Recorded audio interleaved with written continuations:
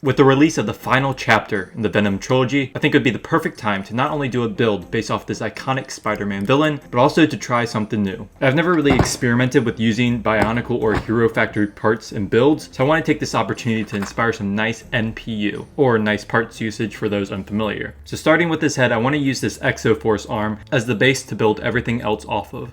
I can shove a bar through it and clip on some handlebars for extra connection points.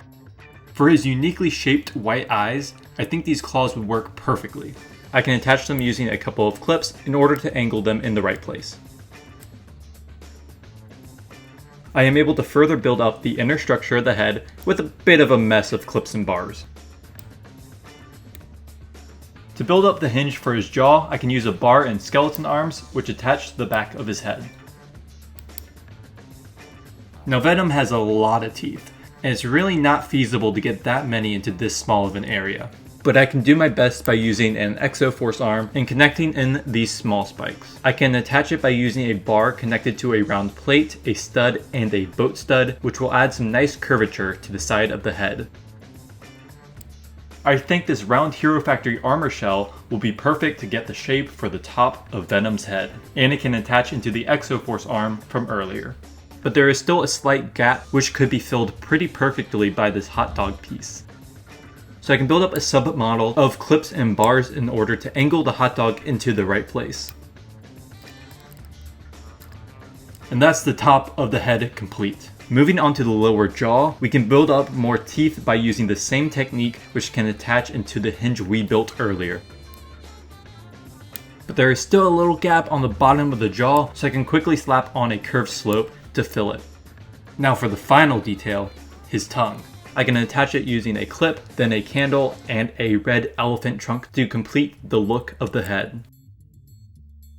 But now we obviously need a body for the head to attach to, so for the base of the torso I'm starting with this Hero Factory bone.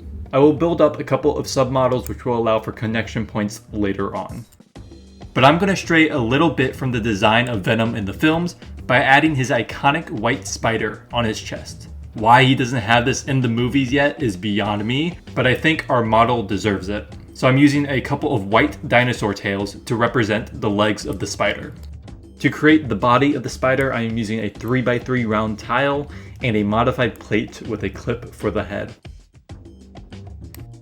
In order to attach the other 6 legs, I can build up various submodels of clips and bars. Using a skeleton arm here is very useful and I can angle it into the correct spot. I'll then build up a few more connection points by using a Technic pin, round plates, and a T-bar which attaches into the back of the torso. I can use these connection points to add the last few legs by using a mess of bars and clips once again, but it does give me a lot of posability options. We will revisit the spider later on, so I'll continue to build up the structure of the torso by using various Technic pieces, and I've included 2 T-bars for more connections later on. The submodel can connect into the back of the torso, and we can begin working on building connection points for the arms. And I'm going to be honest, this is definitely the most jank part of the build. The arms will be connected into the socket and ball joint submodels, which can be connected into the rest by using these clips and lift arms. The current build is not very stable, but we can strengthen it by adding a few Technic axles and a lift arm, which kinda works, but like I said, it's pretty janky. The ball joint can attach into the Hero Factory bone, and we can continue to build up the rest of the torso. So I think this armor shell is shaped perfectly for this part of the body.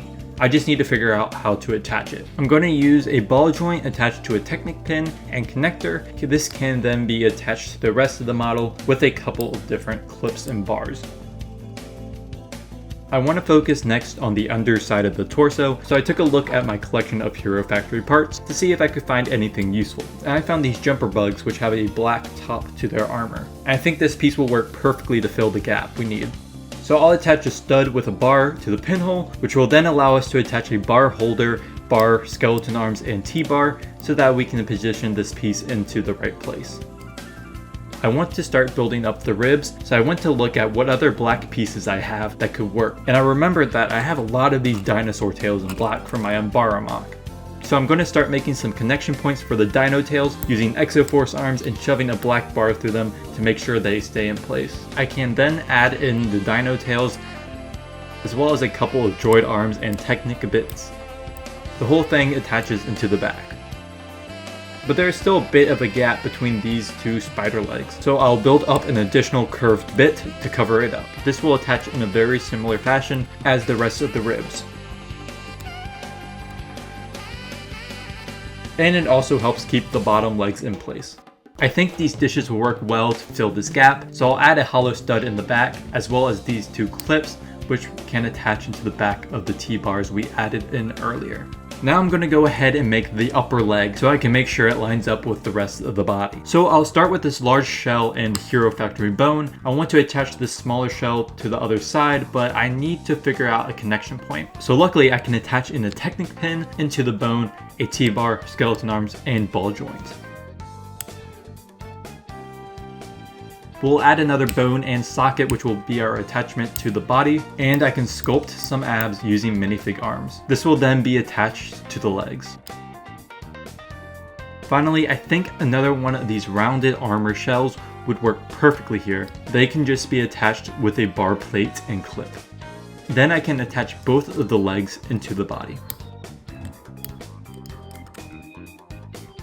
Continuing the body, I again think these rounded armor pieces would work great for the chest. I found that this wrench piece will allow me to place the armor through the Technic axle, which I wouldn't be able to do if I was using a regular clip. And I can lock it in with a Technic lift arm. Moving on to the back, this chest armor is a decent fit, so I can add a clip and an additional armor piece. Going back to my piece collection, I found this foot which fit pretty dang well on the back. I'll then add in an additional bar for a large dish to connect into. I'll attach an Exoforce arm as a connection point for the head, as well as two more white Exoforce arms and dino tails in order to continue the top two legs of the spider. I can quickly build up a curved submodel using various slopes which will connect into the front of the body.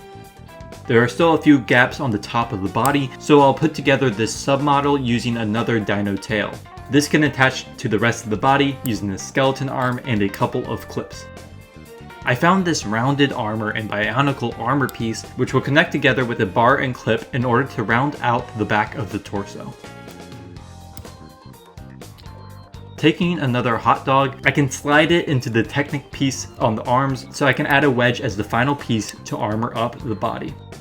With the body now complete, we can make our way back to the legs and build his feet. So I can start by adding some toes onto this prefab foot piece and continue to build up the foot with a few studs, Technic bits, and a bar to allow for a connection for the heel of his foot. I can continue the leg with a ball joint, socket, and axle. I can then add in a bar so I can add another armor shell.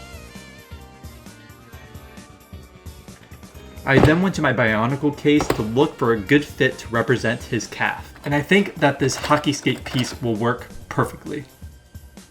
Now to connect it into the right spot, I'll use a Technic connector and axle to lock it into place. So that's the two legs done, and we'll attach them on later. Now let's move on to building the arms, starting with the fingers. I'll make them using a clip, Exoforce arm, and a small spike, and I'll attach them to this modified plate. I'll add two more fingers using a bar plate on either side, and I can add a connection point for the hand as well as an inverted curve slope to the palm of his hand. I'm going to add a ball joint for the hand and a jumper so I can attach another bug armor piece and a tire around the wrist. I'll further build up the arm starting with this classic wheel and attaching in a hollow stud for the hand. On the other side, I can add another hollow stud, bar, and socket to add a joint for the arm. Another armor shell will meld well with the rest of the arm, and I'm going to do this very advanced technique of shoving in this dino tail and just hoping it stays in place. Same with this hose in the back. And a hexagonal armor piece caps off the forearm. I'll go ahead and start building up the bicep of his arm. I'll use a bar for the main structure, and we'll again use another wrench here since the bar is longer than if I was to use a normal clip. I'm going to add another shell here, and this Bionicle armor piece is perfectly shaped for another part of the arm. I can attach it with a Technic pin and clip. but there's still a gap which can be filled in with a round tile and clip. One last Hero Factory shell will complete the arms. That only leaves one sub model to build, which is a connection point for the head. I'll use an arch to round out the front and grab one of these old Bionicle sockets because they allow for a bar to be passed through the axle hole. We'll go ahead and add some additional minifig arms for extra detail, and the final piece is another round armor shell for the back of the head. With that, we can attach everything onto the build and put together the final model.